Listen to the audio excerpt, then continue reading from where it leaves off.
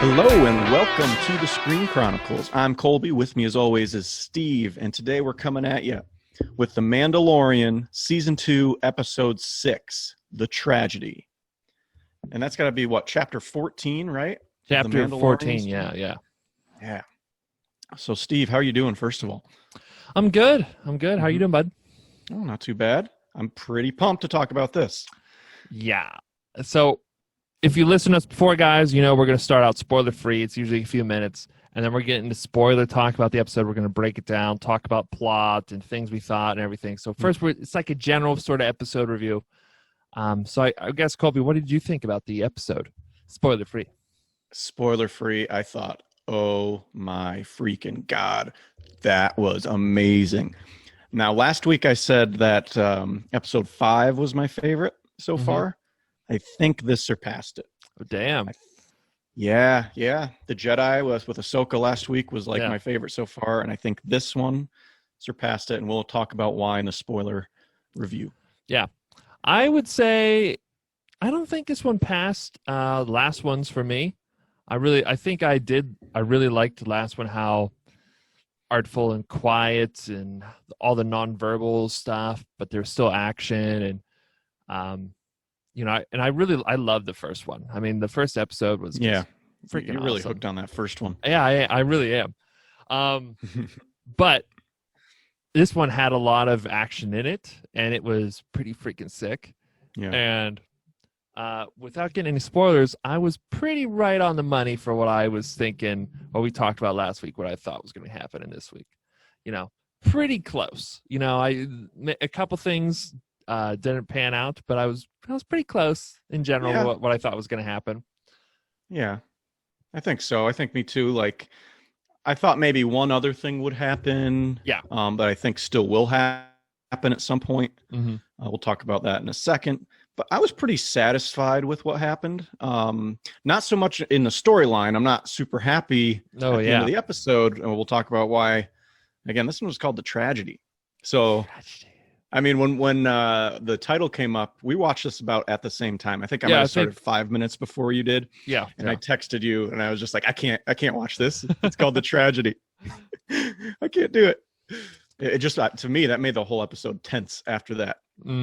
I was pretty tense. Just being called The Tragedy. I was pretty tense. Something bad's going to happen. So, yeah, it's the whole episode just kind of goes. It keeps being kind of tense. It starts out, and then I just feel like it just takes off like a rocket that's lit, and you're just like there, just waiting for the next thing to happen. It went by so quick. It balls out, dude. It goes hard. I literally felt like it was like 50. I felt like it was 15 minutes long, the episode. Like I felt like it started. Like I felt like there was build. A couple things happened and it was over. Like I felt like it just flew by. It was what, 37 minutes or something like that, or maybe I think less. It was 30 some. Yeah. Yeah. Anyway, I think we should just dive right in. Let's dive in. But before we do, if you could all, if you like what you're hearing or seeing, please subscribe and leave a like and tell us what you thought of this episode in the comments below. Otherwise, let's jump right in.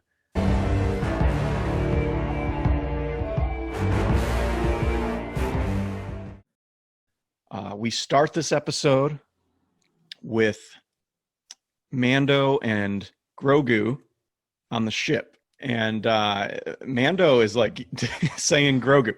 And Yoda's like, what? He's doing that thing. He's like, yeah, what do you want? I thought you were doing this part because you loved this part of the last episode. And then they just focused on it at the beginning of this one. I really did. I love that. Yeah. I love that. He's just like, yeah, what do you want? It's not like too over. Yeah. Like it's not like wait, baby noises or anything. It's just like, yeah, what do you want? Like he's like looking out the window, minding his own business. I think about him as like a baby. We think about him as a baby, but he's really like this 50-year-old who's been trained by Jedi. He's pretty smart, to some degree, and he's just like, to some degree. He's still like immature, I think. Yeah, right. He's still like probably technically like maybe a baby or a toddler for that species. Mm-hmm. But he's only 50 years old, dude. He's only 50. He's young. Maybe 51 now. I don't know. Yoda was like in the 900s or close to 1,000 or something like that when he died. Look is good. You will not. Yeah. When 900 years old, you reach. You reach. I love that line. It's one of my favorite lines. So anyway, we get this like scene. It's another like strong emotional connection scene between Grogu and Mando. And he's saying it, and then he grabs a little ball. He takes it from Grogu, and he like asks him to use the Force to take it back. And when Grogu does, like after a minute, Mando lets out this sort of angry tone. It's like a curse that they use in some profanity. Yeah, we've heard in the show Dank Varric. Yeah. So it's like that's like him cursing, and it took me like a second to piece together why, because I was like, what was he mad about? Why is he mad right now? Yeah. What do you think? Because I think it's just that like he's in a little bit of denial that he has to turn this Grogu over to a Jedi at some point. I mean, that just pretty much confirms. Yeah, like he knows in his heart of heart that he can't hold on to Grogu no matter how much he wants to. Mm-hmm. I think that just like further confirms to him that like I do need to get him to a Jedi, and I need to let him go. Yeah, it sucks. Pretty much. Yeah, that's pretty much how I took it. Was I think he was kind of hoping that he wouldn't be able to force pull it from his hand. I think he was kind of hoping like, hey, maybe he can't consistently do this. Maybe it's He's turned not off. That good. Maybe his force powers are going to dwindle, like Ahsoka said that she hopes it happens. And those force powers are waking up, man. They're waking up. He doesn't want to give up. The end of the episode. We'll get to the end of the episode, but they're waking up. Yeah, so sit tight. He doesn't want to give him up. He doesn't want to give him up, though. Like that's the what I got out of it, and I was just like, damn, like, and like it sounded like too, because he goes off. Then he's like, if a Jedi comes, Grogu, like you've got to go with them, Grogu. What? Every time. Why are you saying my name that much? and he's just like, you'll have to go. It sounded like to me like he's trying to like convince himself, like with everything too, like like I'm gonna have to give you up. Like if someone shows up, like it's the best thing for him. Yeah, you know what I mean. Like because I think because again, Din Djarin, he was part of the guild. His whole mentality is, I got a job, got to complete the job, go to the next job.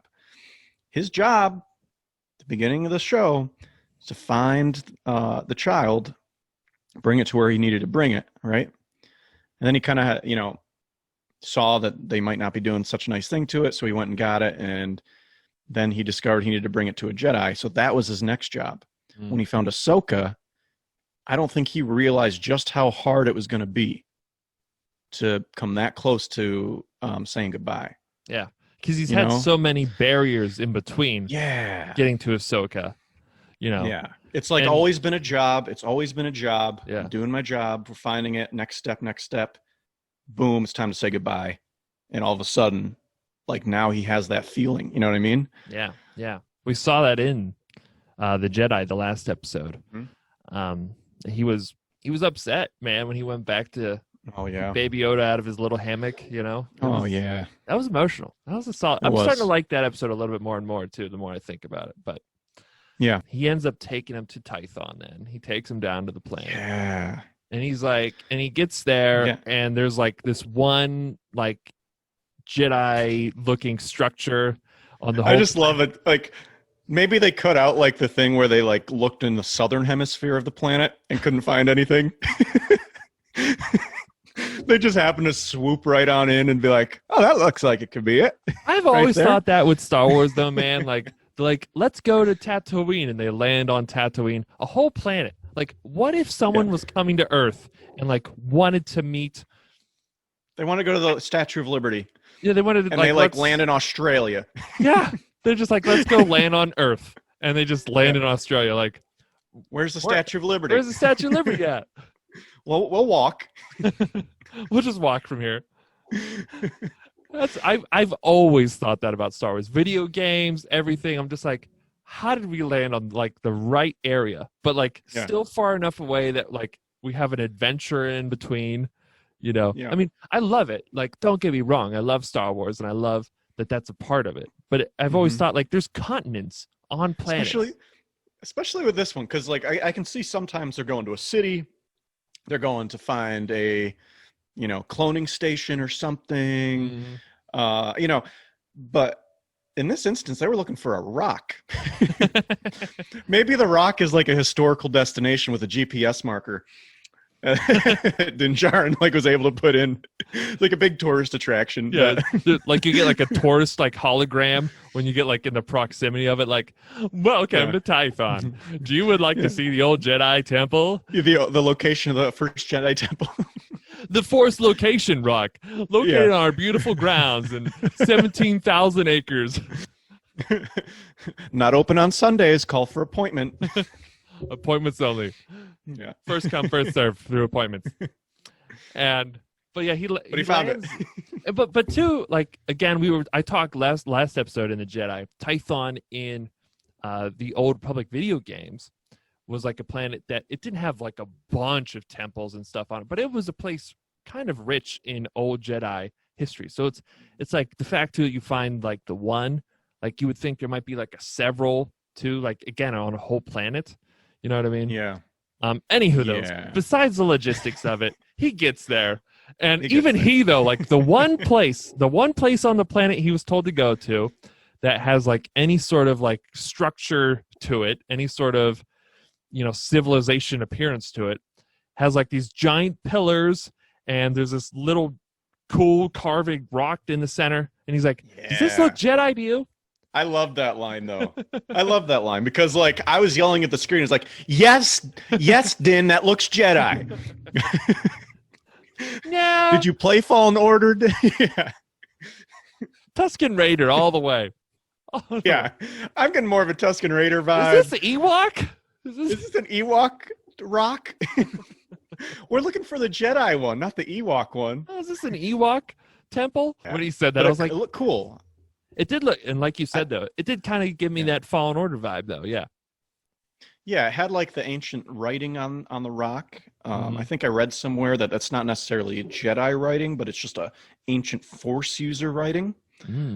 So it doesn't necessarily have to be a Jedi structure necessarily. Yeah. You know what I mean? It could be some ancient order before Jedi or just a strong Sith or a strong Force user. So does that mean, we'll get to talking about the theories and stuff because they're going there to communicate with some other Force user. Could a Sith tap into that too? We don't know. Yeah. We'll see. Yeah. So he puts Baby Yoda on the rock, puts Grogu on the rock. By the way, if we call Grogu Baby Yoda, you're just going to have to suck it up, people. Suck it up. All right. We might just call him. He puts Baby Grogu on the I'm getting used to it. I'm getting used to Grogu. Took me a minute today. Baby Yoda is just what comes out of my mouth. It's what we've been saying. And that never should have been like that. It never should have been like that. Grogu.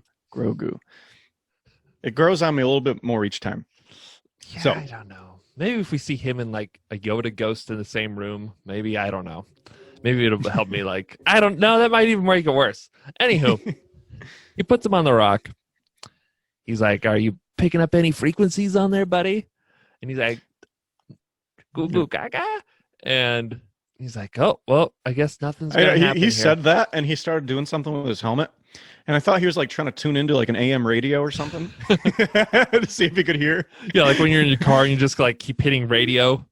Yeah, so he's just like, Grogu, Grogu, it's Luke, it's Luke. What do you want? Not necessarily. We don't know that. We don't know who he reached out to. But Grogu's on this rock and nothing happens right away. Nothing happens until a little butterfly comes in. And I just think to myself, I was like, here we go. Go send for those eagles, baby. The eagles. Just take the butterfly, whisper something, and then just Gandalf it. Just straight Gandalf it, baby. So I thought of, but no, this was a really cool way to show the Force with nature gradually, just like have a butterfly kind of float in. I think I saw maybe a couple more coming in and have him sort of interacting with it. To me, that's like Force energy radiating from Grogu that just nature is just going to just come towards, right? That's kind of the way I looked at it. Or do you think it was just a dumb butterfly? No, that's how I look at it too. That's how I look at it too. I really like those subtle things, and we were both talking about what is this like his Force, radio station going to look like when he gets there. Yeah.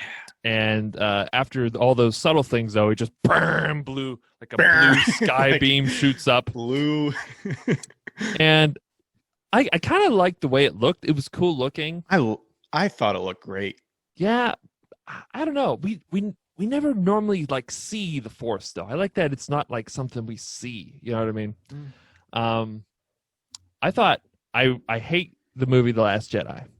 I really like though how they shot the Force though when Luke was showing Rey how to like tap into the Force. I really liked how it was this mysterious mystical thing that connected stuff. There wasn't, it was still cool though. Blue thingy, it looked cool. And I think it was also just good because Mando tries to get to him a few times too. And he can't because of the Force thing around him. He doesn't get it. He gets knocked out for like 10 minutes one time and he still tries. But yeah, how many stuntmen did they go through with that? So like Mando keeps trying to break through this blue thing that surrounds Baby Yoda is like Force beaming. Baby Yoda's just sitting there in like his meditation stance, and he tries to like push through each time, and each time he just like gets slingshotted out like hard, and it was like definitely a body of someone. You know what I mean? Yeah. And I was like, man, that stunt guy is getting tossed around. Unless they just like shot it from like 3 different angles and like they reused it. I don't know. But no. They had 3 shots they needed for the show. And it's never the first take, right? Like, so that guy probably like had a day. He had a bad day that day. Man. He got rocked. But anyway, we're getting ahead of ourselves a little bit. Back on track, though. That thing happens. The reason Mando first tries to break through it, though, is because the Slave One comes down, Boba Fett ship. And I was just Boba like, Fett ship. Nice. When that came down, I was like, no freaking way. Yeah, that's what I was doing. and it goes, and let me tell you something, landing mechanics that he uses to land that sucker, perfectly executed. You can't teach that in driving school. Can't teach that. Right. You can't teach that. But it was pretty sweet. I like how like the ship was going down and it like did the flip to land. It just looked cool. But anyway, Mando uses his like infrared scanner and sees a hooded figure walking out.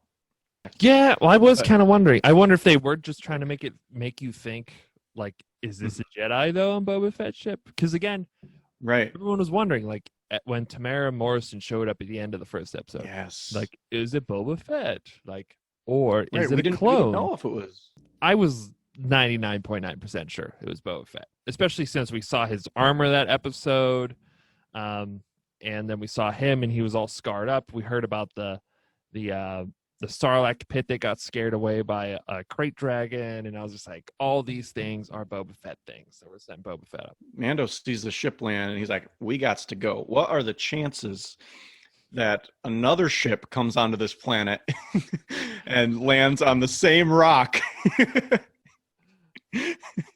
I know too. Wasn't it funny too? This was like the parking lot too for this Jedi structure too. Like all the ships like kind of parked next to each other.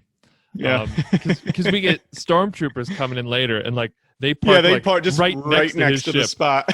They don't like attack his ship or anything. They're just like, we'll pull in the spot next to his, and then there's an open spot. Oh, here's an open one, guys. They wait for like another ship to back out. Are you leaving? We're gonna take that spot so we can raid them. Hey, if you guys aren't ready to go yet, we'll stick around for another half an hour. We'll just do another lap around the lot. Yeah, do another lap. No, but they pull right in. We're still getting ahead of ourselves. So back it up. Mando goes to Baby Yoda. He's like, "We got to go, kid," and that's the first time he gets the zap back. The slingshot. And let me tell you something. We get a shot of Baby Yoda sitting on that rock. Perfect meditation pose. It's just pristine. It was right. Good and that's form. pretty. That's Jedi. That's so Jedi. That shit is Jedi. I liked the blue Rey. I really did. I enjoyed it. I didn't. I thought it was cool. I was really hoping for something a little more subtle, honestly. I don't know. It was. It reminded me of something that would have been like in a video game too. It did. That's what it gave me, more like video game vibes. But I liked it. It was like a force field. Baby Yoda is in a perfect trance and can't get to him. And Mando is just like, come on, like no messing around. He decides he's going to go he's going to go down and try to fight whatever this is. Check it out. He's checking it out. So he's like sneaking around the rocks, and here comes this hooded figure. Just steps out. Well, first I jumped because Mando's walking down here, and all of a sudden, like he's not seeing anything, and all of a sudden, and I jumped. Like I was eating spaghetti, and I was That's true. I did too. Now that you say that, that was pretty scary because they showed Din walking forward, and there's like the blast just coming in front of the screen. And I was tense. Like as soon as we got to this planet, because like I said last episode, I knew us coming to this planet was not going to end well. I knew it. No, it never goes well. I knew it. I thought maybe a Jedi would show up. I thought maybe a Sith user might show up, or a dark side Force person might show up. Neither of those things happened in this episode, but I thought it would. But I knew something bad was going to happen, and I had a feeling Boba Fett was going to show up. So I was at least right about those two things. So I'm giving myself 2 points. Just two, not all of them, but 2. I'm going to give myself 2. All right. Well, that last one's kind of cheap. Like, of course, nothing good's going to happen on the planet. Like, what do you think? They're just going to stroll in there and be like, hey, Luke Skywalker or Ezra or whatever. And yeah, let's just meet up and have a beer and talk, A little Force powwow? It could have. Anywho. No. Like I was tense. That was what I'm getting at. I was tense. Yeah. And like as soon as we were up there, I was just like, oh no. I was like excited for Boba Fett. I was like, oh, Boba Fett. And then he was walking down there. I was just like, oh, like it's too quiet. Like something bad's gonna happen. And just, and then he hides behind a rock, and then out steps Boba Fett. He takes off the cloak, and his face looked even a little more messed up than it did, I'd say, even like from the first episode. I don't know if they just like got the makeup down a little bit more by this point or what, or maybe like the sun just sort of bleached it out when he was on Tatooine. I don't know. He doesn't really say anything at first, and Din is kind of like, what do you want? You want the child? Why are you here? And after like a little bit of silence, Boba Fett is like, I want my armor. I want my armor. Yeah. He wants his armor. I can't do. And and it's I love the voice, because that's our, this goes back to the prequels when they had the clone voice. I loved Tamara Morris. It's just so it's so iconic now in Star Wars. Yeah. And like the Battlefront 2 games. And the Battlefront 2 when you're playing the campaign mode and the 501st journals, man. Oh my God. It just maybe it's just like our childhood or something, but either way, it's awesome. Amazing. It was amazing to hear the voice again. Yeah. And he's like, I want my armor. And I think Din thinks he's talking about his armor. Yeah, he's like, you want mine? Like he's literally said, like, you can pry it off my cold dead body. And I was just like, this is the way. This is the way. This is the way. I was so pumped when they were like staring each other down. I was just like, yes. I want this. Like I thought they were going to be showing down, man. Like I'm going to jump ahead a little bit here to like just kind of finish this thought. At the end, though, they kind of end up actually teaming up. Did we just become best friends? Yep. That's what it was. But there was still a showdown, but I was really hoping for like an old fashioned, like good, bad, and the ugly sort of Western duel, or like some other spaghetti Western, or like Kurosawa, samurai showdown, something. But Boba is just like, nah, like my armor. The one you took from the bounty hunter, the marshal, Cobb Vanth on Tatooine. I love how he says Tatooine too. Tatooine. I love how he says everything. I could listen to him read a dictionary.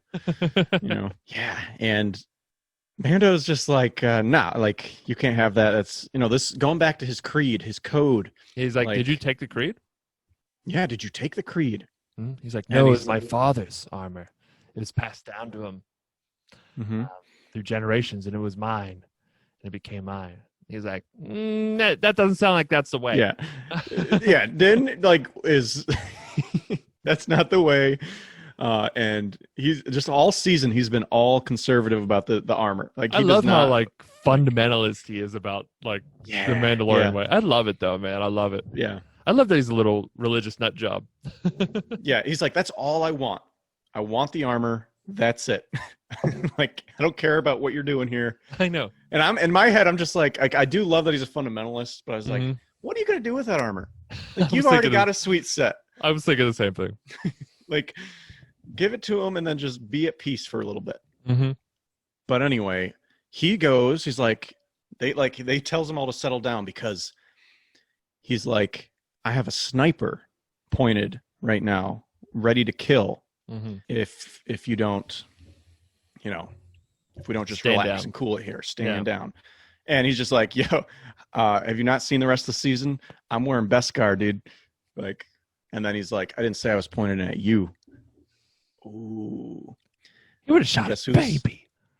Yeah, guess who the sniper was though? I know who it was. It was the chick from Fennec. season 1. Yeah. Fennec? Yeah, I can't remember her name. But the one who was shooting at them in that other like Western episode in Tatooine when they were crossing the desert. And I thought she was dead. I was kind of like, how is she alive? And I was honestly kind of like gypped when, like I already told you this, but I was kind of gypped when she comes and he's like, even Mando's like, we all watched season 1. How are you alive? And she's like, I have to thank Boba Fett for this. And she's just like got gears in there. It's just like, how long did it take him to like get her there somewhere though? Like she was on the desert dead in the sand from dawn till dark time when we saw Boba Fett showed up at the end. Remember at the end of the episode, it was nighttime when Boba Fett showed up. She was on the ground. That kid shot her in the morning, like when the sun was like first coming up. And he left. So she was laying on the ground for at least, I don't know exactly how long the sun's up on Tatooine. I assume since it's desert, though, it's probably north of 12 hours, though. So I'm like, she was laying on the ground with a blaster wound dead for like 12 hours. Boba Fett takes her somewhere, puts mechanical parts in her, and brings her alive. It's just like, I was like, well, this is like, is Filoni bringing back from the dead as you can get, I mean, Favreau wrote this, so like this was obviously something he had planned to some degree, I guess, but I think the credit said Filoni and Favreau. Oh, okay. But anywho, I was just like, she's so dead. Like, this is like, I was like, to me, it's not a character I really wanted to come back either. But then again, like, maybe they did have this thought out though, because they had Boba Fett stepping up to her at the end in last season. So maybe it's not something they like decided to change later on. No, I think this is maybe something they decided from season 1 because like they planned on. Yeah, from what I'm hearing, it sounds like there's going to be a Boba Fett miniseries. The woman, she was in Agents of S.H.I.E.L.D. I watched like a couple episodes of that. She's like a bigger name TV star then. So I was like I was kind of surprised they did kill her off in one episode. It's Fennec Shand. Yeah, so like she's obviously going to be his like sidekick in whatever series he gets on Disney Plus, and all right, it gives like a dynamic, I guess. She's cool. I'm not saying she isn't cool. I'm just saying though, like at what point does death like count? You know what I mean? Like Darth Maul got chopped in half. Anywho, Palpatine I was kind of like thrown down chopped in half and thrown down a bottomless pit. If you want to hear us rant about that stuff, go watch our other podcast. Go watch our sequel, prequel, original trilogy talks. We got them on our podcast and YouTube. There was some more banter back and forth between Mando and Boba Fett about the armor, and Mando's like, "Well, are you a Mandalorian?" And Boba Fett's like, "No, I'm just a simple man trying to make his way in the galaxy," or something like that. He said it. He said the thing. He said the thing. And if you don't know what we're talking about, you are not a true fan. No, don't say that. Because Because I understand there's a lot of people who watch The Mandalorian who may not have seen all the movies. And that's just a testament to how good The Mandalorian is, that anybody can like it. With whether you're a deep, hardcore Star Wars fan, you've read all the legends, you've read, you've seen all the shows, or if you're watching The Mandalorian without watching any of the other stuff. Yeah, but if I think you don't like Star Wars, you're a bad person. You just well, that's just true. That's just true. That's just a fact. No, but the reason why we said, "Oh, he said the thing," is because Boba Fett's father, Jango. Jango, it's his father, but remember, Boba Fett is a clone of Jango, actually, and he said that to Obi-Wan Kenobi on Kamino when Obi-Wan went to investigate the bounty hunter that came after Padme. Yeah. Mm-hmm. And so when he goes up to, I think they were in his room, and Obi-Wan is like, "Who the hell are you?" I think that's a quote. And right from. And he says, "I'm just a simple man trying to make my way through the galaxy." Yeah. And it was, when he said that, that's a memorable line, That was pretty awesome to hear. I think there's a lot of memes on it, though, too. You know what I mean? Like they'll show like a headline of something, and then they'll have that quote. Here's a meme right here on the screen if you're watching on YouTube. And I really like the fan service that the show does. That's fan service. I do like, because you don't need to put a line like that in. You didn't need to, but it was. Some people might have thought it was too much. I don't know. I honestly enjoyed it. I just imagine when I see things like that, I just imagine like Dave Filoni and Jon Favreau sitting in a room with a director maybe, and just going like, "How cool would it be if we had him say the same thing his father said?" And they just like high five in the air. They're just like going nuts. Because that would be you and me. It would be like, yeah. And then Ryan Johnson's there, and he's like, "Or we could just have." Subvert expectations. He wants to kill himself, and he wants to get rid of the armor and become a farmer. It was awesome to hear that line, and they keep talking, and they like trying to de-escalate the situation, and Boba Fett is like, "How about this? I'll have her put down the rifle that's going to shoot Grogu, and you put down, I know you're pointing that blaster at me, but you put down that jetpack." Okay? Oh my God. Which just kind of threw me off guard. Now listen, I get it. I get like he's probably afraid of Mando just saying like, "Screw this, I'm out of here," because he really wants his armor. Screw you guys, I'm going home. Okay, I just thought of something too. They're like parked right next to his ship, though. I just thought of this. That's how we're gonna skip ahead. That's how he ends up getting the armor. And I was just thinking, like, Din left his ship open. First of all, you got to lock that up, man. You got to, like, where's the portable car key? Not very trusting. I mean, I'm not trusting. Yeah. He's too trusting, is what I should say. Too trusting. So that's how he ended up getting the armor anyway. Why didn't he just go in and take it and then leave to begin with? No. Why did he confront him? Yeah. Boba has quite a bit more honor than that, though, I think. Maybe he wanted to ask him. Yeah.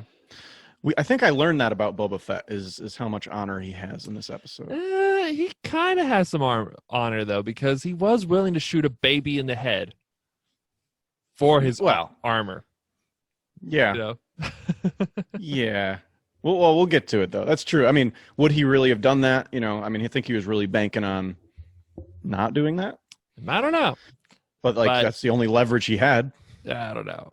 I'm just like. But I was thinking, let's make a Beskar little tiny suit for Grogu, huh? Why are we not thinking like this? Huh? Good point. For the foundlings. You're so worried about something happened to him, Yeah, we need to do it for the foundlings. I was thinking the same thing though. He's like, "I'll put down my gun. She'll put down her sniper rifle. You can keep your gun, but put down that jetpack." And this was a little weird to me. They do a shot where they focus on him setting the jetpack down. And then they never do anything with the jetpack again after that. So I thought for sure that he was going to steal the jetpack from him during their fight with each other. And that that was the reason why that it was like down or whatever. No, nothing ever happens with it. No one else takes it. Because Boba Fett's armor has its own jetpack. Yeah. You know, because Cobb Vanth was using a jetpack in episode 1. Lands with his jetpack, which we'll talk about here. But well. But like, I guess the only thing is later in the episode, Mando is trying to get somewhere and he has to like run there. So maybe they're like, let's get rid of his jetpack plot wise, so that he has to run there. You know. Okay. But in the instance when you're at like a showdown, though, like if someone's got a gun at me, I'm not gonna be like, I'll set down my weapon if you set down the thing that lets you get away from me, or fly above me and shoot me. Right. Okay. Maybe I'll buy that a little bit more. I don't know. Okay. I don't know. With the running, certainly they don't want him to use the jetpack and later on in the episode. We'll get to that. It was plot. It was plot. Yeah. He anyway, while they're talking, she comes down. She shows her new abs, her new 6 pipes. Ooh, I see what you did there. See what I did there. I didn't mind. Like, I thought, I was like, oh, that's cool Star Wars stuff. I didn't have as big of an issue with it because I knew when they had someone step up in season 1 to her body, like there was going to be more with her. I think I just knew that. While they're kind of talking there, Boba Fett is like, how about this? Like, you give me the armor and I will swear to keep the baby safe. Yeah, no harm will fall the child or something like that. Mando's still not like all about it. He's kind of like, and at that moment, another tourist comes in. Another bus full of tourists is coming in to park. Hey, is this the Tython Temple? Just a bunch of stormtroopers, like with like maps and like binoculars. Is this the Jedi one or the Ewok one? No, but a ship comes down, and it is one of those like Empire like transports. Yeah, transport ships that like the door comes down and a bunch of stormtroopers come out of. And Mando starts like booking it back up to the mountain to save the child, Grogu. Boba Fett is just like, well, we're going to help you out right now, right? Well, I don't know if he said that, but he's going to. They like, end up, though, they have to fight the stormtroopers. They got to fight the stormtroopers off. These stormtroopers look kind of cool, though, too. They look great. But they look legit. They were about as useful as the stormtroopers, though, from the original trilogy. Yeah. They were just blaster fodder, man. I mean, but it was cool though. She starts sniping at him. Boba Fett decides to go with a bold, Well, yeah. Then he decides to go with like a bold move and use a non-range weapon. Also a non-technological weapon. A gaffy stick, which we've seen from Tusken Raiders before. Like Tusken Raider weapon. Yes. When they were like coming after Luke, you know, or the video games too, if you ever seen them. But like, I was just like, like it's kind of a lame weapon. You think? Yeah, you're so wrong about that because he's like, we get to see him wield this thing, man. Yeah, he's just winding up. Meanwhile, by the way, Mando had gone back to Baby Yoda to try to get him again, and this time he's just going to bust through that force field, and this thing launches him, and he gets like knocked out. Yeah, he walked in like head down to like try and get in. Like he's working to get his kid, man. And the kid's like, no, Dad, stay out of my room. Like a father would do anything for his child, and a mother would do anything for their child, and they're in danger, right? Like he knows it's gonna be hard to get through this thing, but he tries anyway. So anyway, that kind of puts Mando out of the picture for a little bit, and we get this awesome sequence with Boba Fett and this Tusken Raider weapon. And oh my God, he like beats the hell out of like a couple dudes. And it was just so sweet, just this like smacking like their helmets twisting around and their head plates like shattering, kind of like the armor at the end of the first season when she beat the hell out of those several stormtroopers. But I mean, like destroying the plastoid, which is what the armor's made out of. Oh, is it? Yeah, plastoid.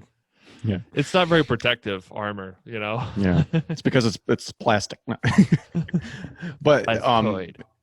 But yeah, he shatters one dude's helmet. He just like golf swings it or something and just like. But I love this weapon. It's like a club with a curved end. And it's got like a spike on it. And then the other end's just like a sharp spear. Yeah, just a poker. And as he's just like, Morrison, like, my God, how long did you train for this part? Did you guys have a stunt double that looked so badass? I don't know, but he was. I think there was this a couple should have been a Jedi. Yeah, there's got to be, right? Because it looks so good. but I think he did. It looked like he was doing a good bit of it. And I love his face too. Just how like cold and jaded. It's jaded. Yeah, it's jaded. He beats the hell out of these dudes, and like it's not like I thought like after like 3 kills like that like that was it. No, it just keeps going. He just keeps like splattering helmets, and like he stabs like one guy and like runs them through. I was like, let me tell you what the point of this episode was. The point of this episode was to shut everyone up who says Boba Fett is lame. Forever. I was literally, when I was watching this, I was like, wow, it's awesome to see Boba Fett do something cool again. Mm-hmm. I said that in my head, and I was just like, and it took me like a second. I was like, I've never seen him do really anything cool, actually. Right. Now I think about it. We've seen Jango Fett do cool stuff, and like Tamara Morrison in my head, I think is like what I was thinking about. Right. Tamara, like Jango Fett was pretty freaking awesome. He fought Obi-Wan in knockout, drag out brawl in the prequels. Or the one episode that Jango Fett was in, he did way more than Boba Fett did in the 2 movies he was in. You know. Yeah, he was like a tough fight for Obi-Wan on Kamino. Yeah, and I think he was even tough for Mace Windu. Mace Windu, who's like top 2 in the Jedi, you know what I mean? If not for like, he also was like fighting that giant bull thing, you know what I mean? Yeah. That's a great example of how that Mandalorian armor is equipped to fight Jedi. Mm. You've got like the grappling hook designed to tie the hands, so they can't use their lightsaber, and then you got the fire, which they can't block with a lightsaber, which is can't block fire, and people are flammable, which is bad. Yeah, and that's the other thing. Yeah, that's why it's perfect. Anyway, it just works. You don't have any Jedi just being. You don't have any Targaryens here, you know. no, there's no Targaryen Jedis. So he's just like stabbing people with that, and then he's whacking them in the head with the club part. Meanwhile, Fennec is just sniping people left and right. And there's like one part where like they go and they've got this like machine gun. These 2 stormtroopers are just like trying to set up, you know, and then you just see them kind of fumbling with it, setting it up. And I'm just thinking to myself, like, they're like reading the manual of how to set this gun up, while like, why isn't she just picking them off? Like, Bob, have you ever used one of these before? No, but I've seen them. Other guys use it. I think you go on like this. But I was just thinking to myself, who are the 2 lucky stormtroopers that get the job to go set up the gun like out in the open on this rock under fire? They've got balls, man. Stormtroopers got balls. That gun gets set up, and it starts like, and I know you didn't like this part that much, but she's got to move. Now she's like kind of diving between rocks and like dodging bullets, and I like this, how she's getting different views. To get different shots, and then all of a sudden this gun busts out and starts rapid firing her, and she's got to book it like across this ridge. She runs like 40 yards. Run is a very rough term. She moves quick across this rock surface, but she's clearly like managing her footing. Like it's not quick at all. And to me, I was just like, at this point, the stormtroopers are just a joke at this point. They're literally just there to get fucked up, because like they cannot hit her with this and like, to me, it took all the threat out of this awesome weapon that they set up. Remember when we saw that automatic like gun set up at the end of the first season? Like it felt like a threat. Like when they they wiped out those dudes inside, like Mando was hiding. They were like worried about this gun coming in, killing them. Like that's what I wanted again with this gun here. But then a woman just kind of jogs across the top of the thing and like doesn't get hit.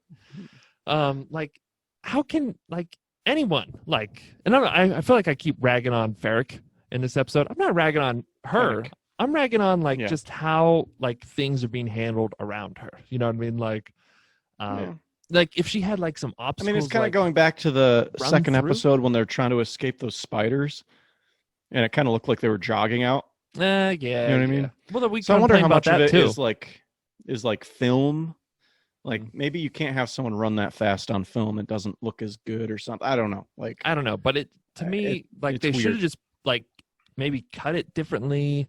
Or like had some rocks so that like she actually could like run in between things. You know what I mean? You just kind of watches her footing for like 40 yards, and like the whole time they're like right behind her. I'm just like, just move it right in front of her. Like, you see where she's gonna go. Like, it's right and there. just like keep it there. Just keep it there.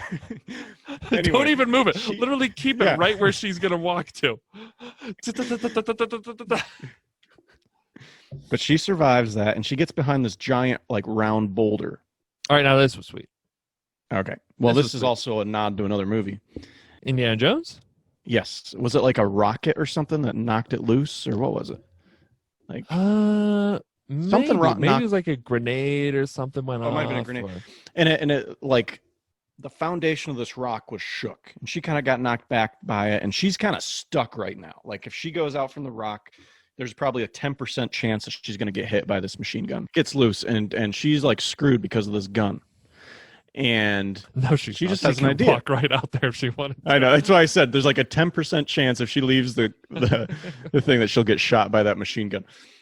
But she just like brought back to life anyway. The point was like she was in a point where she couldn't get, she was stuck. Mm-hmm. So she decides to kick this rock out. And I was partially thinking, like, that's like your only cover right now. You know what I mean? Mm. Like, you better really hope that runs over the guy with the machine gun. Because, like, but anyway, it did. It ran over everybody. No one was like, let's run out away from it. Like, it's coming at us on the x-axis. Let's go on the y. Like, they were like, stay on the x-axis. They get run over by this boulder. The gun. It was pretty sweet though. When the gun was just like, the gun kept trying to like shoot it. I mean, that's what I was thinking. I was like, so this guy made a choice. He made a choice. I'm going to dive out of the way and save my life, or I'm just going to try to blow this rock up before it gets to me. Hey, you got to take risks if you want, to stand out. Yeah, you want to get that promotion in the Empire. Think about if it did work. Think about if he sawed through it, like blew it up, and then kills her. Think about the stormtrooper that stood out in The Force Awakens when he stood up against Finn.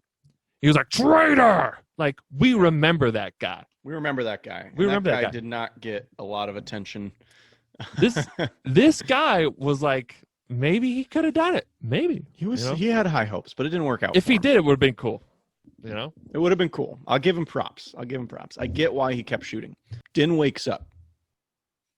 And I think he tries one more time. Yeah, to get Grogu. Maybe, right? Or he just goes down. He's like, all right, kid, I'm going to protect you. If I can't get you right now, I'm going to go protect you. Yeah. So he goes down. He kind of teams up with Fennec, right?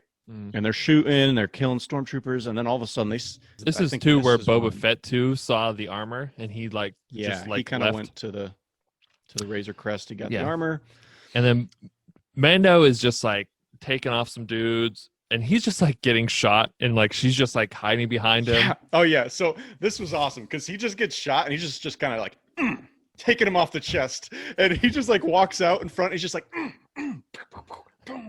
he's just taking him. It reminds me of like what movie is it where Adam Sandler goes to the pitching machine?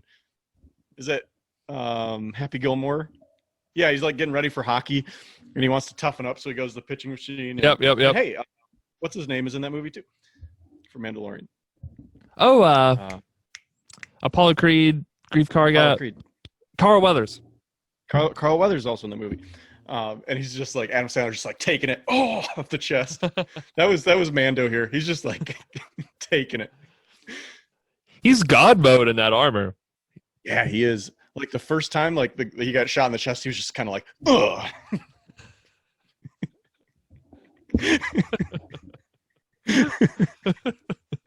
It was awesome. I like that though. I like that he like uses the armor, and he doesn't have to be super finesse, I guess. Oh. Yeah, or careful. He just can just go out there and take a beating. Shoot me. Yeah. But anyway, it gets to a point. I think a couple more ships come down.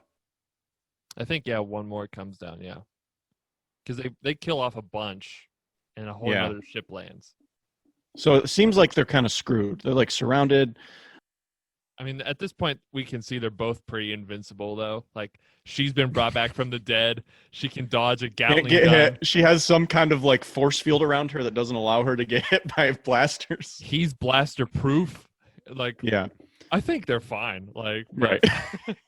No, but when you're watching the episode, it's kind of like, okay, like now tense. this is a challenge, and yeah, it's a challenge. oh my God, what's about to happen? I got up off my couch and screamed. I was so pumped. I was kind of pumped, similar to when Captain America picked up Mjolnir. You know what I mean? I was kind of pumped like when Thor arrived on Wakanda, kind of thing. Dude. Boba Fett. Full armor. And he starts with this like just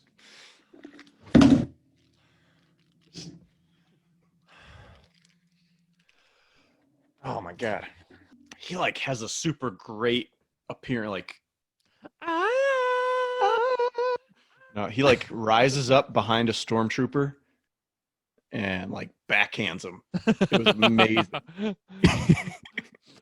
I think the memes for this need to be like once he lands there, it needs to be like all the stormtroopers need to be people who are like hating on Boba Fett. Like, he's an overrated character. Whack. Like, yeah. From the meme, like the comic book meme thing. You know, I mean, like this scene here, like needs to like be done, and then like a clip, like a video clip of him killing, and then like, but then like have like quotes from like people who say Boba Fett's like overrated or dumb or something, and like every stormtrooper he kills is like one of those. Yeah, because we get like this epic minute sequence of Boba Fett just wiping them out. Oh, yeah, man. Like you said, this was literally this episode, besides the whole thing with the child, was literally the Boba Fett does do cool shit episode. Just redeeming him forever. Yeah, for being killed by a blind guy. Accidentally. On accident.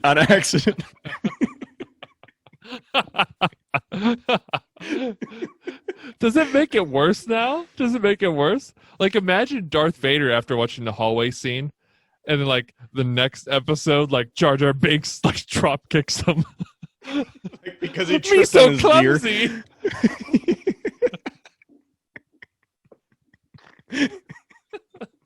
He like Misa's so clumsy, Annie.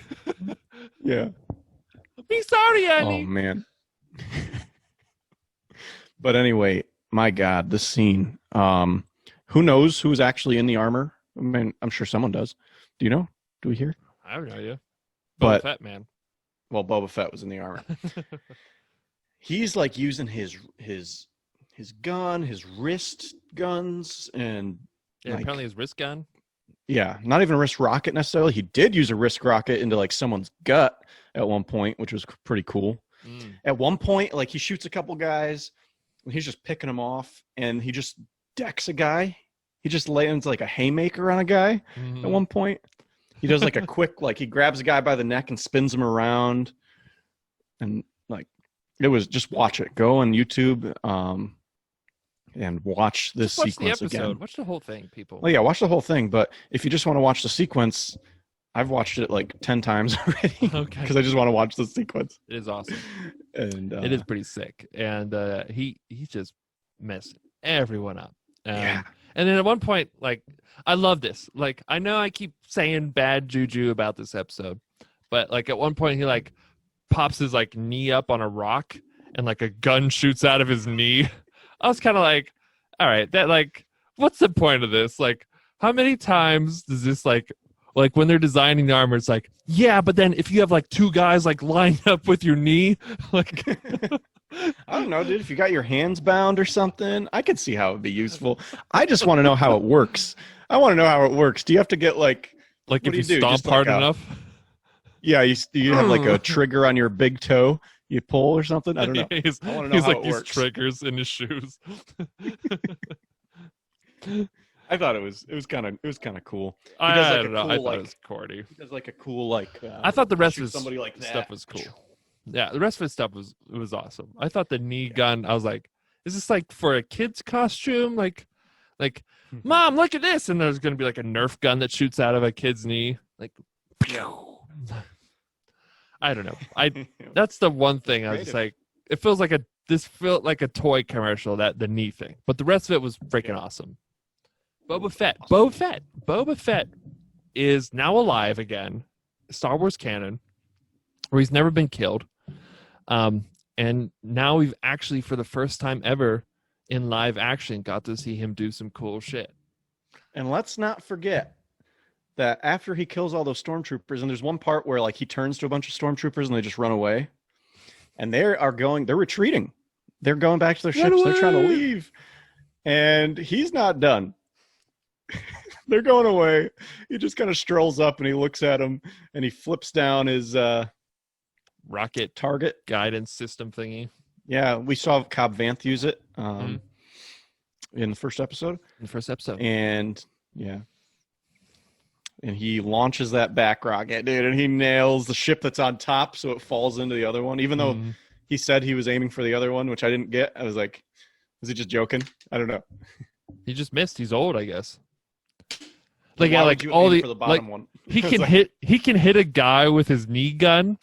Like he can hit two guys with his knee gun, but that guidance system on a sophisticated rocket launcher, two giant ships. Why would you aim for the bottom one to begin with? Anyway, it was awesome. It was pretty cool. He just finishes the job. Yeah, it was just so like an awesome. Tons of awesome action goes on. It's pretty sweet too.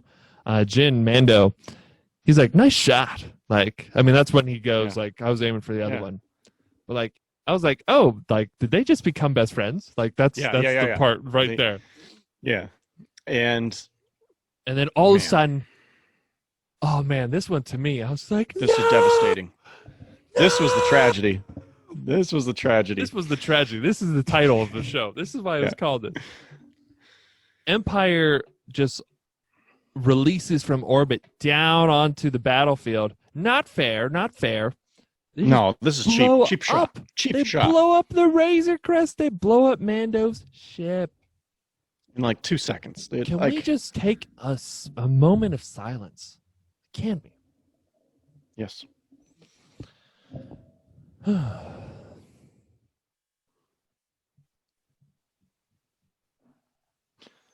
I'm so sad. I'm so saddened by this loss. It was such a cool ship. Razor Crest was a great ship. I mean, the big tragedy of the episode here.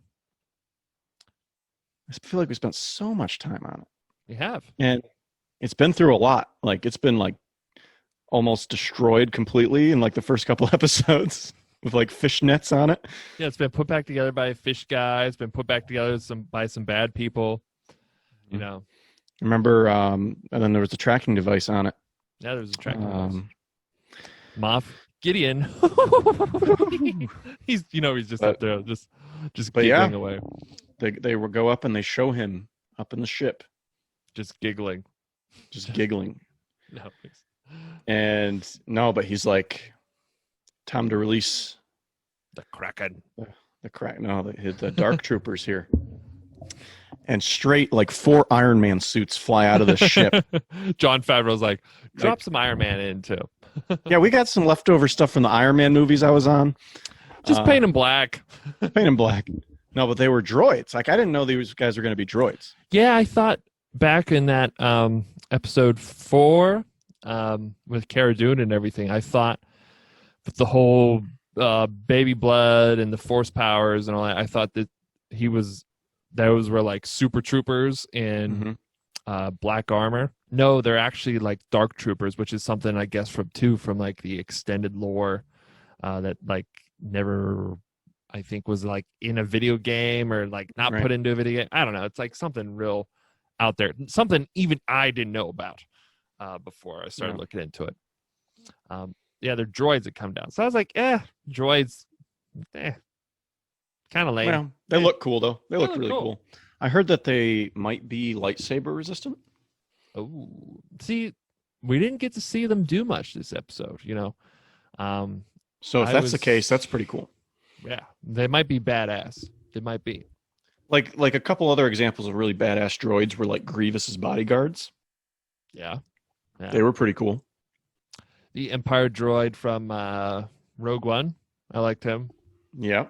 He was pretty much a copycat of like HK-47 though from KOTOR. But I like the regular. I don't know if they're dark troopers, but the black giant tall ones though.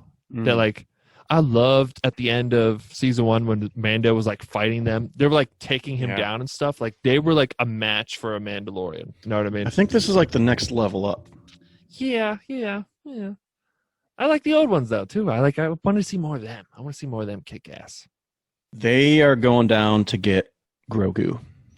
Grogu conveniently before Mando leaves is still force fielding up, and as soon I'm as thinking Mando, to myself, like Mando, down, you can go. Nobody can get him. No one can get him. Yeah, through the force field. Just go fight these guys. I was like, hey, you're right. He's safe.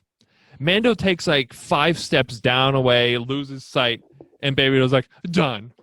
And Baby Yoda just looks at the ground and just like, I'm gonna lay down and take a nap. I'm gonna take a nap right here.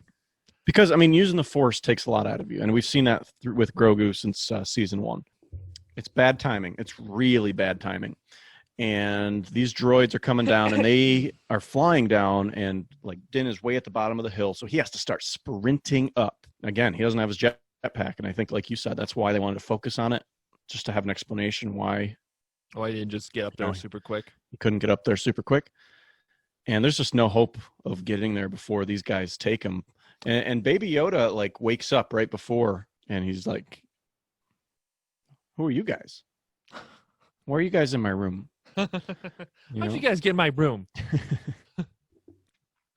Yeah, I thought we were going to see Mando like square off against these things. I thought we were going to see these things in action, like, and they were just going to like make light work of him. Is what I thought was going to happen. I thought a couple different things. First, I thought Baby Yoda was just going to straight up mess them up with the Force somehow. I thought that too. I was thinking that too. I thought maybe we're going to see a new Baby Yoda thing. I thought maybe a lightsaber was going to come in sort of like an Infinity War and just wipes out these guys, and then we're going to get the Jedi who was contacted. I thought maybe that would happen and that would save him. But no, we do need to create a problem. We need to create something for the main characters to overcome. So they just snatch him. Get him. They just swoop him up and fly out. And Din is just like, dang. And Boba Fett was in his ship too at this point. He went away and he's like, here, I'll go get my ship since you don't have one anymore. Yeah. So he's chasing after him. Yeah. And I thought too, I was like, maybe he's gonna shoot like a couple down. Like maybe they'll actually get him. I was still in my head, I'm thinking like something bad's gonna happen. Like they're obviously gonna get him. I also thought maybe he was gonna shoot them just out of like instinct and kill the child. And kill Grogu or something. I thought what if that happened? I don't really think that Disney's gonna But they would lead you to in think any way, that he shape, killed or him. form. But or something. No, I thought maybe that was going to create like a plot line between Mando and Boba Fett or something, But I mean, in my heart of heart, I know they're not going to kill Grogu, right? I mean, that would be crazy.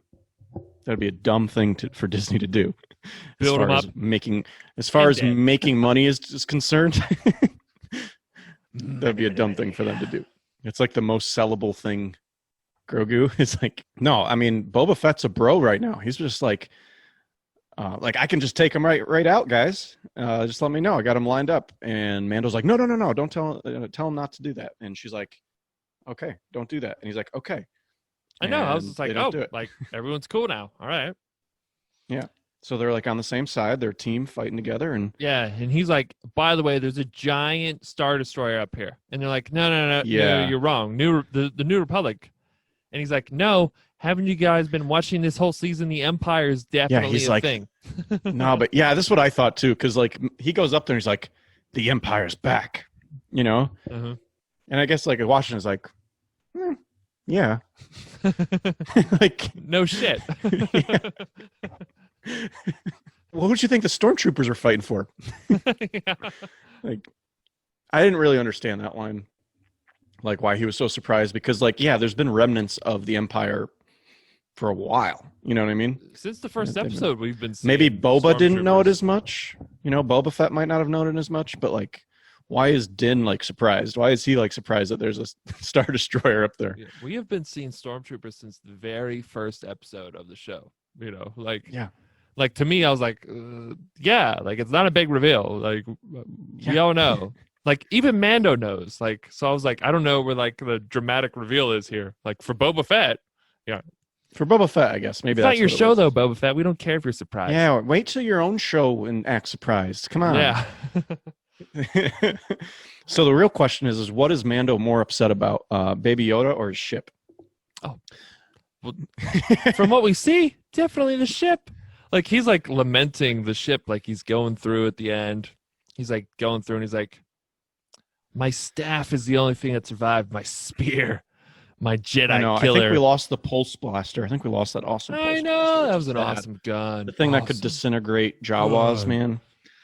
Sad about that. Jawa disintegrate. I love, too, in the third episode of the first season when he was blowing up the dudes from the cart when he was surrounded with that thing. Yeah. Oh, my God. I love that gun.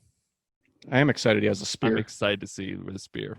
Because now he has to use it because it's like all he's got, that and his pistol. Yeah. But like we were saying, though, like, I didn't feel like Baby Yoda getting taken away was as big of an impact for him as like it should have been. And then I felt like it kind of brought me down. I was just like, yeah, I'm not really as concerned about this. Like, he's not as concerned. I as a viewer kind of don't feel as emotionally impacted. I was kind of hoping for like an absolute Mando breakdown or something. Yeah, like see some more emotion. He's so out of him. Stoic. He's so stoic. He's so like just got to get the job done. Next job. You know, he doesn't show any emotion. He's been starting to like throughout this season with Grogu, especially at the beginning of this episode when he was angry. So I thought like he should have like had just a scene where he just like was devastated somehow. Somehow they could have shown him freaking out.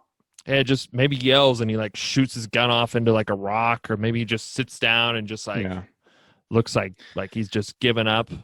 But I get it. Like, he didn't have his jetpack. I don't know why he doesn't have his jetpack anymore. Like, he didn't go and try and get it and chase him down. When he was running back up to the hill, I was like, your jetpack's got to be on the way, right? Like, pick that thing up.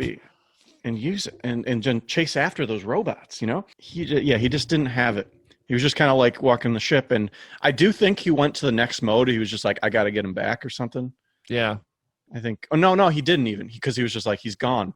Boba Fett was like, job's not done. I gave you my word. I was going to help you get him back. Which is like, dang, Boba Fett. Like, okay. That's what I mean by honor. Like, yeah, I think he does have quite a bit of honor. It was cool. I thought it was cool, and I'm interested in see how it goes. But I never got the vibe though from the original trilogy though that Boba Fett was ever an honorable guy though. You know what I mean? Like, no, he was a bounty hunter. He was working for Darth Vader. You know, like the Empire, and then he worked for Jabba the Hutt, the grossest guy ever. You know, like he was like from one evil person to the next slime lord, you know? Yeah, I thought when Boba Fett was going to show up, he's going to be like a bad dude. Yeah, I was a little, it was cool that they're teaming up, but I also was kind of like, I wanted like a showdown between the two of them, because to me now, like, so let me explain a little bit more too before I dive into this. They go back to Navarro then. He takes them in slave one there back to Navarro. They go to Cara Dune. She's got like a New Republic badge. Apparently she did take the job. She's like a marshal for the New Republic. And he's like, hey, could you help me find Bill Burr? And she's like, oh, he's on a ship in jail because you locked him up and he's there for like 30 years or whatever. And don't you remember last season he tried to free another prisoner? Yeah, he tried to free. Well, he did free the purple Twi'lek dude. He did free him. And he got blown up. Spring him. And he's in jail now because Mando captured him, you know. He's like, Bill Burr's the only one who can help me find the kid. And she's like, all right, I'll do it for you then. And I was just like, what? Like, Bill Burr? We've got Mando. By himself, by the way, is one of the best bounty hunters the guild has. You know. Then we also have Boba Fett. Another also experienced awesome bounty hunter. We now know that he is awesome. We see that even in his old age, after being chewed up by a Sarlacc, he's still freaking awesome. And he tracked Mando. And we've got Ferrick, who was an awesome bounty hunter that we heard back in the Filoni episode, and we also know that she can like dodge a Gatling gun. So we've got 3 bounty hunters. Bounty hunters are people that find people. Why can these 3 people not work together and find someone? Listen, I love Bill Burr. I love the idea that somehow he works in Star Wars. You know, like it was perfect when he did. He was good. He was good when he was in it. I thought it was good. I love that. I just don't get why him. Not a clue. The only thing that makes sense to me that I think that they're going to work in is he was an Imperial sharpshooter, so he's going to have some knowledge of the Empire. And it's like, but like, why do we need him over the people that we have? Like, the Empire fell. He was a mercenary. I feel like he's going to cause trouble. Like, I mean, he was not a good dude. He's not a good dude. He was like, I don't know why you want him around at all. So I'm a little weirded out by it. I felt like the first episode, one of the reasons I love the first episode, I felt like it was a lot of foreshadowing for Boba Fett versus Mando going on in that. And the fact that Cobb Vanth and them were staring each other down. They were going to have a quick draw, but then they didn't.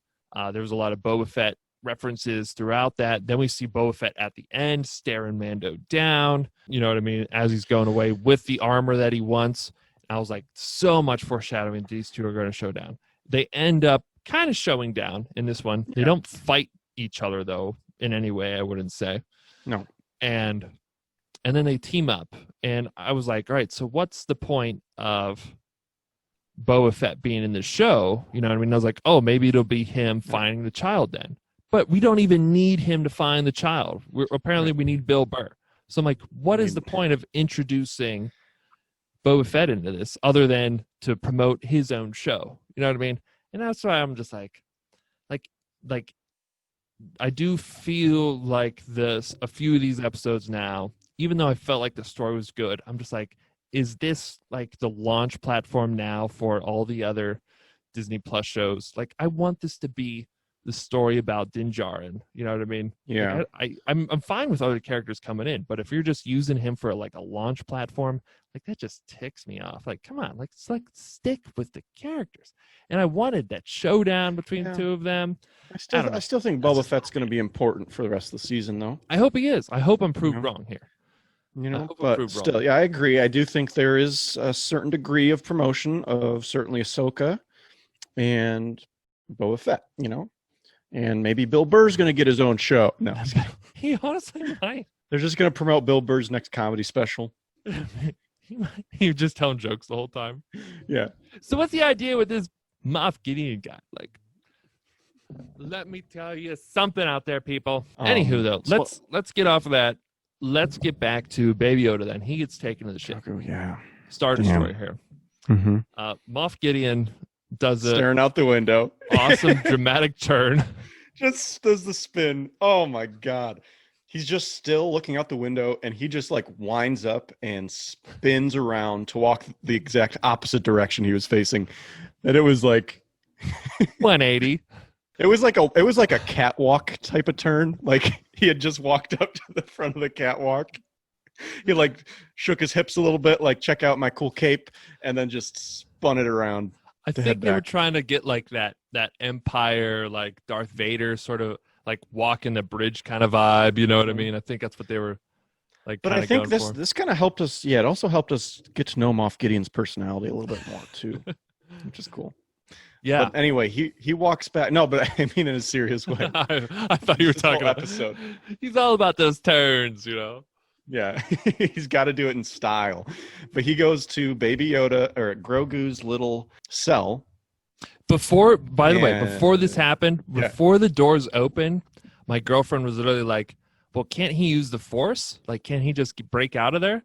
My girlfriend literally said that before the doors open, and the doors open, and Baby Yoda's just fucking up these stormtroopers. I mean, just torturing them like with the Force. Like, using the Force choke, he's throwing them around. The stormtrooper's like, "I'm ready to set. I got to set to stun, sir, so I can stop him." And he's like, no. Let's watch. No, but he did it for a reason. He did it for a reason. The more Baby Yoda uses the Force, the more tired he gets. And he explains that. I think also he wanted to see the darkness in him, though. And he wanted to see the darkness. Yeah, it was definitely dark Force powers, and we talked about this thread back when in the first season when he choked Cara Dune for Mando, and then then Ahsoka brought it up like he's got attachment in him, in the last episode. Fear. He's got fear. Well. And we see he grabs one and starts crush choking him, and then he turns to the other one, and it was just like, oh my God, Baby Yoda.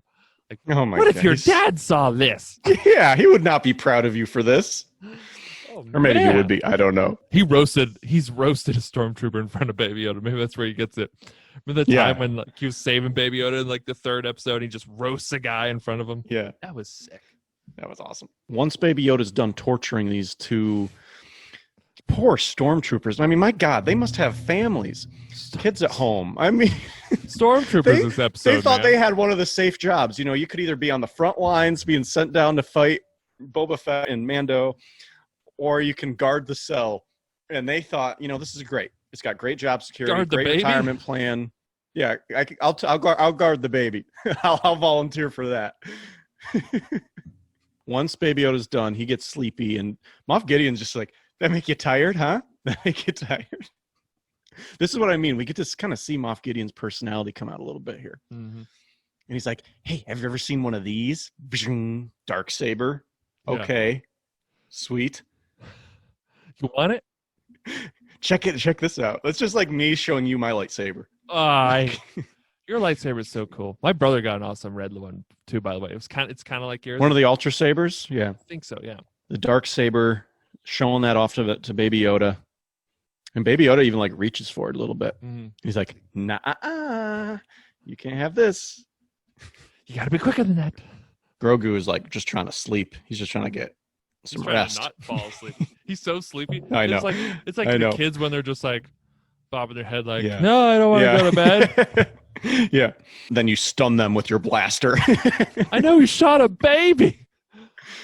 He stunned a baby. That's a difference. It's still shooting a baby, even though you're stunning it. It's still pointing a gun. He just killed two of his best friends. Brutal. Yeah. Brutal. Let's talk about point of view for a second. Yeah, you're right. Moff Gideon, he's contact Dr. Pershner? Yeah, I think so, yeah. That's the clone guy from season 1. Yeah, and the hologram. Yep. We have our donor. And that's pretty much where we leave it. Yeah. Wild episode. Wild episode. I obviously had a little more gripes with this one. I ran it, but I enjoyed it. I really did. I really liked this episode. And I'm really excited to see what happens with the season, because obviously the next couple episodes are going to be wild. The Force call got sent out. The Force call got sent out. Somebody he was on that call for a while. We know someone's got a message. Come on. We know someone's coming. We know. I think at the very end we're going to see I think could it be Ezra? Like we said, it could be Ezra. It could be Cal. Luke. Could be Cal Kestis. Just because I've heard Luke might show up, and that Sebastian Stan already works for Disney as Winter Soldier, I can really see Luke showing up, right at the end of the season. And like you said, they might redeem him for being screwed over by Rian Johnson. I would like that. They might Boba Fett him. They might have him drop in and have knee force powers and knee lightsabers. Yeah. I do think that is the prerogative of Jon Favreau and Dave Filoni to an extent, is to redeem some of the things that Star Wars fans feel a little bit unjustified about. Boba Fett is a great example. Doing that with Boba Fett in this episode, it's such a memorable moment when he shows back up in the armor. Yeah. One thing too, I felt like Mando just didn't do a lot this episode. I felt like he obviously they wanted to highlight Boba Fett, but how sweet would it have been when Boba Fett was going on his killing rampage if Mando was back to back with him and they were just we still might get switching. Oh, they're a team now. We still damn. I want that. We got 2 episodes left. Let me see that. I totally thought this episode was going to kind of be a throwaway episode.